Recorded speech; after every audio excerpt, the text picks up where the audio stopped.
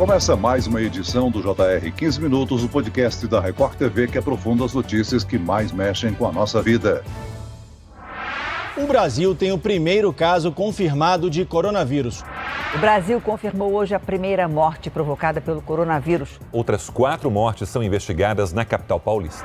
O número de casos e de mortes por Covid no Brasil voltou a preocupar os especialistas.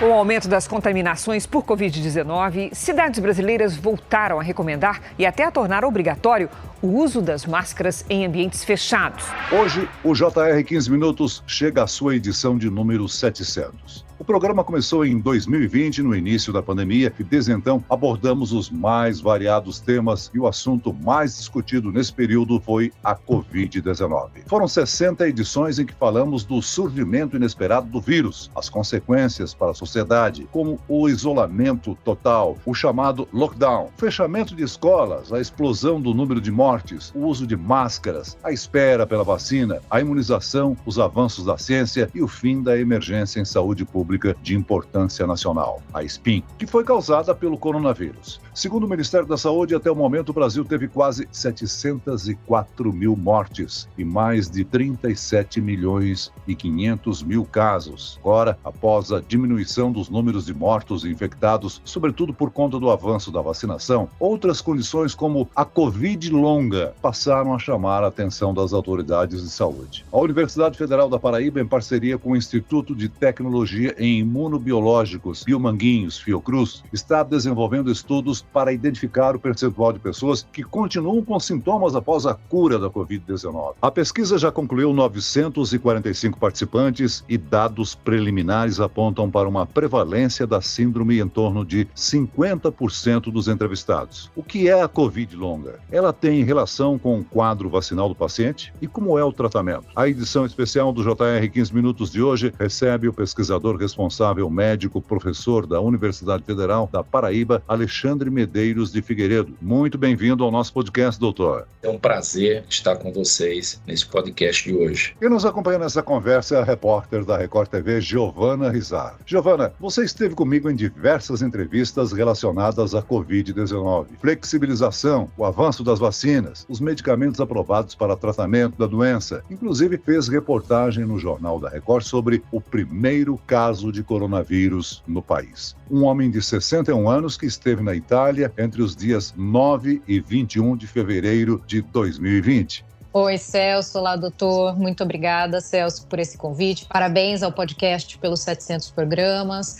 Foi um período muito difícil para todos nós jornalistas, principalmente para os cientistas, para os médicos, que realmente foram as fontes de informação com muita relevância para ajudar as pessoas, né? Era um momento que a gente tateava um pouco do que estava acontecendo para passar a informação correta, para ter uma base científica ali nas nossas reportagens, nas nossas matérias. Foi um período muito difícil e também de muito aprendizado. Continuamos aprendendo com eles. Sem dúvida alguma, Giovana, nós temos aí o registro da maior tragédia sanitária do país. Hoje, além dos casos de Covid-19, há a presença de sintomas prolongados da doença, quadro clínico nomeado como Covid longa. A Universidade Federal da Paraíba, em parceria com a Fiocruz Biomanguinhos, tem realizado estudos clínicos para um melhor diagnóstico dessa síndrome pós-Covid. O estudo já inclui 945 participantes. Doutor, como é que é feita essa pesquisa? Vocês fazem um acompanhamento dos pacientes? Olá, Celso. A pesquisa, ela tem um desenvolvimento distinto. Alguns dos participantes nós avaliamos, nós entramos em contato com as pessoas que foram notificadas como caso de Covid, tanto Covid leve como Covid grave, pessoas que precisaram ser internadas, e avaliamos como foi o desenvolvimento da Covid desde 2020, 2021, 2022. Um outro grupo de participantes são pessoas que estão sendo infectadas nesse momento e que nós recrutamos para o estudo, né, e vamos acompanhá-los até 3 anos em suas casas. Nós faremos 8 visitas e acompanharemos esses participantes, avaliando exames laboratoriais e principalmente avaliando o desenvolvimento da síndrome da Covid longa e o desenvolvimento da imunidade, como a resposta imunológica vai variar ao longo desses 3 anos. Doutor Alexandre, dos 945 participantes, quase a metade deles apresentou sintomas da Covid longa. Esse resultado preliminar te surpreendeu? Surpreendeu a equipe? Certamente, Giovana. Nós tínhamos na literatura, a OMS, ela tinha um percentual, né, de prevalência, estimava, entre 10% a 20% da população. O que nós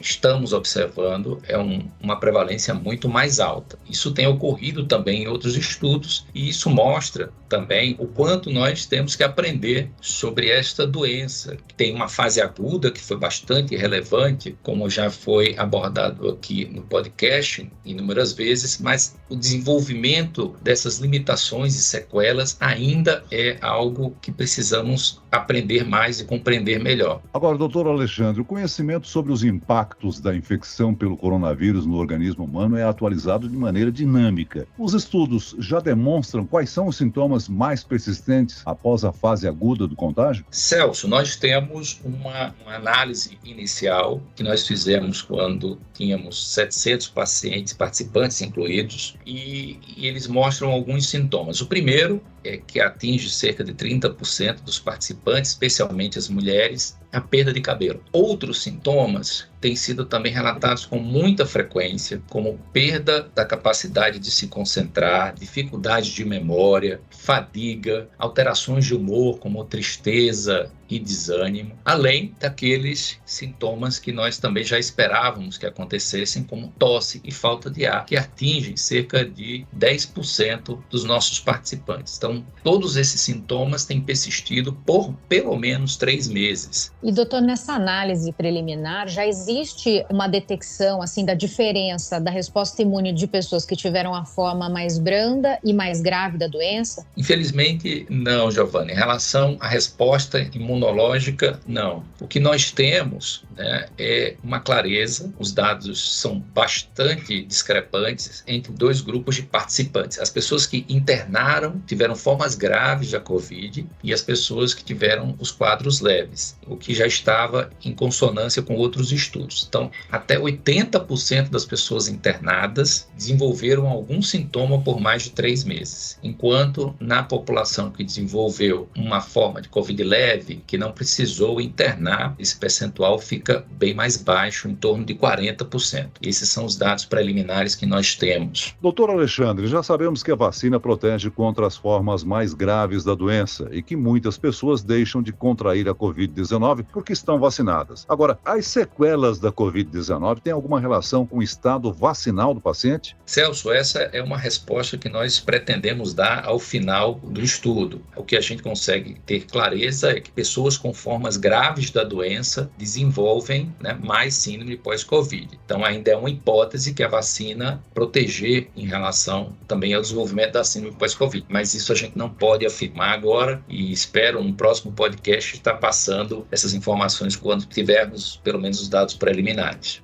Professor Alexandre, se o risco da síndrome da Covid longa aumenta depois da reinfecção, se há alguma gravidade maior da doença quando ela foi registrada pela segunda vez, os senhores já têm alguma informação em relação a isso? Ainda não, Giovana. Esses dados a gente está também buscando, estamos coletando, especialmente no grupo de pessoas que estamos acompanhando a partir de agora. Nós temos cerca de 105 pacientes, de pessoas e participantes, na verdade, que nós vamos acompanhar por mais tempo e vamos, inclusive, identificar qual o papel das reinfecções, dos reforços vacinais em relação ao desenvolvimento da síndrome pós-Covid. Alguns estudos colocam a reinfecção como um fator de risco para o aumento da síndrome pós-Covid, mas no nosso estudo a gente ainda não tem os dados sistematizados para poder responder essa pergunta. Agora, doutor Alexandre, 3 anos depois, após o primeiro caso de Covid-19, o Brasil tem aí mais de 37 milhões e 500 mil registros confirmados. O vírus continua circulando e nós temos não apenas que fortalecer a capacidade de resposta do país a novas ameaças da Covid-19 na saúde pública, seja quanto à imunização, na vigilância, na pesquisa ou na assistência, mas também lidar com as enormes sequelas deixadas na população. O caminho, sem dúvida alguma, será longo até sabermos o real impacto causado pela pandemia, né? Até porque pode existir uma subnotificação do número de casos, não? Sim, nós estamos, graças à vacina,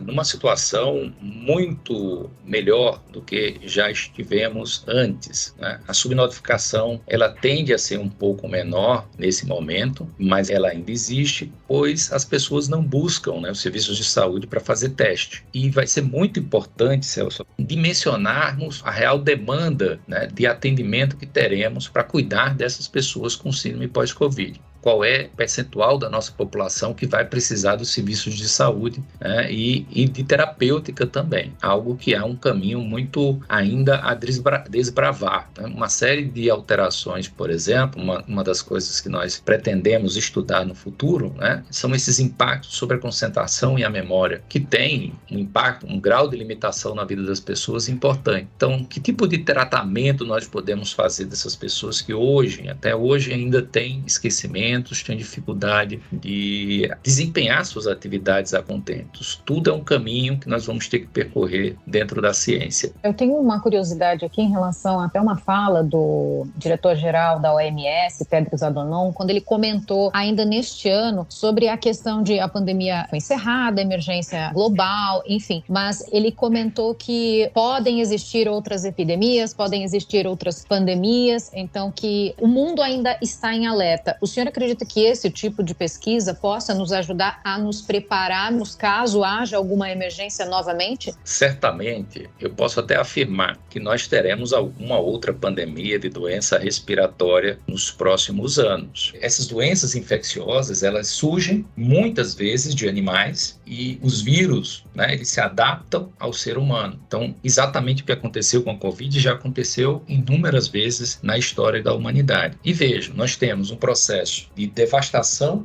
do ambiente, desmatamento, então a gente está entrando em contato com vírus que a gente ainda não teve contato enquanto humanidade, por isso que muitas vezes esses vírus surgem perto de florestas, por exemplo. E nós temos também, né, o Brasil é um dos maiores produtores de proteína animal do mundo, e essas proteínas animais, elas obviamente vêm de animais que também contraem vírus, né? Gripe aviária, gripe suína. Então, como nós temos uma grande quantidade de animais, é muito provável que nós tenhamos em algum momento o surgimento de um outro vírus de transmissão respiratória. Temos um registro bastante importante do que aconteceu do ponto de vista científico. E também uma mídia que atuou muito fortemente, nos ajudou exatamente para contar essa história. Nós temos que aprender com essa epidemia que tivemos para nos preparar para a próxima, que certamente virá.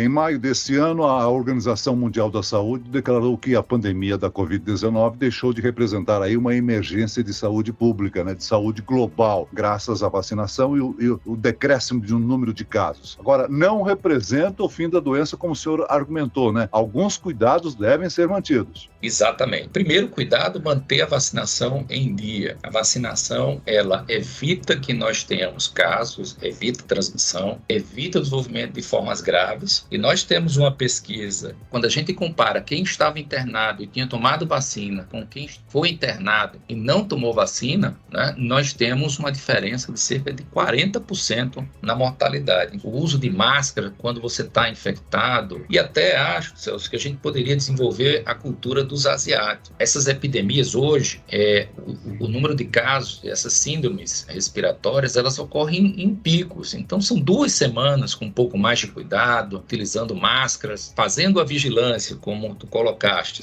entendendo que começou a ter circulação de vírus, né? Não é nenhum problema maior a gente ter mais cuidado, usar máscara em alguns lugares. Tem sido essa a minha conduta exatamente para a gente evitar a Covid e de outras doenças, porque influenza também mata, vírus sincicial respiratório também mata. Então, quanto mais cuidados tivermos, mesmo que sejam em pequenos momentos oportunos, esses cuidados podem fazer a diferença. Muito bem, durante os 3 anos do JR 15 Minutos, nós ouvimos vários especialistas que sempre reforçaram o mesmo pensamento. A pandemia mostrou que devemos acreditar na ciência, na vacina e em sua importância para o controle de doenças. É importante essa consciência, não acreditar em fake news, em desinformação, em compartilhamento de notícias falsas, porque muitas pessoas deixaram de se imunizar, de buscar o tratamento médico adequado e acabaram perdendo a vida. Eu quero aqui agradecer a presença e a participação do pesquisador, médico, professor da Universidade Federal da Paraíba, Alexandre Medeiros de Figueiredo. Muito obrigado, doutor. Muito obrigado, Celso. Teu nome, em nome da Giovana e toda a equipe da Record, quero agradecer aos jornalistas, todas as pessoas que trabalham na mídia, que tiveram um papel importantíssimo na defesa da ciência e na promoção da saúde, sempre desmentindo as fake news, possibilitando que a ciência pudesse ser ouvida por milhões de brasileiros. E agradeço também a presença da repórter da Record TV, Giovana Rizardo. Muito obrigado, Giovana. Eu que agradeço, Celso. Obrigada pela oportunidade. Obrigada, doutor, por todos os esclarecimentos. A edição 700 desse podcast contou com a produção de David Bezerra e dos estagiários Lucas Brito, Fernando Russo e Kátia Brazão. Sonoplastia de Marcos Vinícius, coordenação de conteúdo Edivaldo Nunes e Deni Almeida. Direção editorial Tiago Contreira, vice-presidente de jornalismo Antônio Guerreiro. Você pode acompanhar o JR 15 Minutos no portal r7.com, nas redes sociais do Jornal da Record e nas principais plataformas de streaming. Obrigado pela companhia e aguardamos você no próximo episódio. Até lá!